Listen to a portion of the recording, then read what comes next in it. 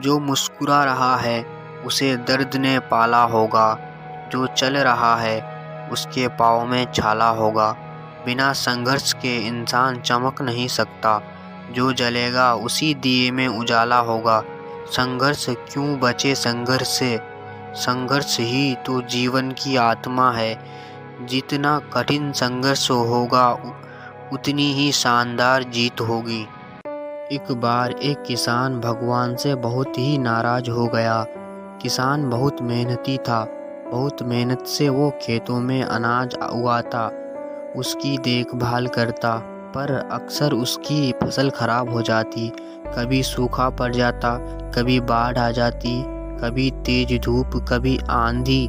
कोई ना कोई कारण बन ही जाता कि उसकी फसल खराब हो जाती। एक दिन वह किसान गुस्से में आसमान की ओर देखा, भगवान से कहा, हे ईश्वर, आपको लोग सर्वज्ञाता मानते हैं कि आप सब जानते हैं। कहते हैं कि आपके इच्छा के बिना एक भी पत्ता नहीं हिलता, पर मुझे तो लगता है कि आप छोटी सी छोटी बात भी नहीं जानते। आपको तो ये भी नहीं पता कि खेती बाड़ी कैसे करते हैं। अगर आप जानते होते तो हर समय जो बाढ़, आंधी और तूफान आते हैं वो कभी नहीं आते। आप नहीं जानते कि कितना नुकसान उठाना पड़ता है हम किसानों को। यदि आप मेरे हाथ में यह शक्ति दे दे कि जैसा मैं चाहूँ वैसा मैं मौसम कर दूँ, फिर आप देखना मैं अन्न के भंडारा लगा दूँगा। भगवान इस किसान के तीखे वाक्य सुनकर मुस्कुरा रहे थे और वह किसान के सामने प्रकट होकर बोले, मैं आज से तुझे ये शक्ति देता हूँ कि तुम अपनी खेतों पर तुम्हारी जैसी इच्छा ही तुम वैसा मौसम कर दोगे। मैं बिल्कुल भी दखल नहीं दूंगा, तुम्हारी इच्छा से सब कुछ होगा। किसान बहुत खुश हो गया। किसान ने गेहूं की फसल अपनी खेतों में बोई। जब उसे लगा कि खेतों को धूप चाहिए तो खेतों को धूप मिले, जब पानी बरसना चाहिए तभी पानी बरसा। आंधी, तूफान, बाढ़ कुछ भी उसने अपने खेतों पर आने नहीं दिया। किसान के खेत में इस वर्ष ऐसी फसल हुई जैसी कभी नहीं हुई थी। हरी भरी लहलहाती फसल, मन ही मन वह खुश हो गया और सोचने लगा, अब साबूत के साथ दिखाऊंगा भगवान को कि इसे कहते हैं शक्ति का सही उपयोग। मेरी सफलता देखकर उन्हें अपने नियम जरूर बदलने पड़ेंगे। कुछ दिन गुजरे, फसल कटने को तैयार हो गया। किसान बहुत उत्सुकता के साथ फसल को काटने लगा, पर जैसे ही उसकी नज़र गेहूं की बालियों पर गया तो उसने अपना सिर पीट लिया और वह रोने चिल्लाने लगा। गेहूं की एक भी बाली के अंदर गेहूं का दाना नहीं था, सारी बालियां अंदर से खाली थी।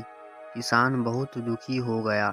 उसने भगवान को रोते हुए फिर पुकारा, हे प्रभु, तुमने ये मेरे साथ क्या किया? क्या तुमने मुझे कोई सजा दी? भगवान बोले, पुत्र, ये तो होना ही था। तुमने पौधों को संघर्ष करने का मौका ही कहाँ दिया। ना तो तुमने उन्हें आंधियाँ से जूझने दिया, ना तेज बारिश से सहने दिया और ना ही धूप में तपने दिया। एक भी चुनौतियों का सामना तुमने उन्हें नहीं करने दिया, इसलिए सारे पौधे अंदर से खोखले रह गए।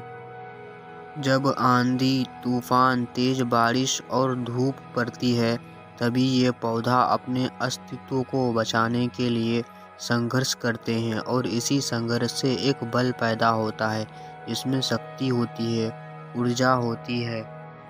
और यही ऊर्जा पूर्ति तेरे गेहूं के दानों की तरह जो नहीं फूटी, तूने उन्हें कठिन परिस्थितियों में गुजरने ही नहीं दिया जहां उनके अस्तित्व का जन्म होता है।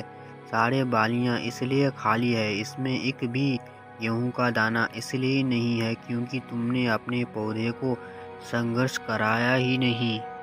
याद रखिए, स्वर्ण में स्वर्णीय आभा तभी आती है जब वो आग में तपने गलने और हथौड़ों से पीटने जैसे संघर्षों से गुजरता है। कोयले का टुकड़ा हीरा तभी बनता है जब वो उच्च दाब और उच्च ताप की मुश्किल परिस्थितियों से गुजरता है। इसी तरह यदि हमारी ज़िंदगी में कोई संघर्ष ही ना हो, कोई चुनौती ही ना हो, तो हम भी गेहूं की बालियों की तरह खोखले रह जाएंगे। कोई अस्तित्व नहीं होगा हमारा। विपरीत परिस्थितियाँ, चुनौतियाँ, समस्याएं हमें और अधिक निखारती है। यदि जीवन में कठिन परिस्थितियाँ और चुनौतियाँ आए तो घबराना मत, बल्कि सम्मान करना, विश्वास करना कि आप और अधिक निखर जाओगे और अधिक मजबूत बन जाओगे। किसी ने कितना सही कहा है, जिंदगी जीना आसान नहीं होता, बिना संघर्ष के कोई महान नहीं होता। जब तक ना पड़े हथौड़ों की चोट, तब तक पत्थर भी भगवान नहीं होता।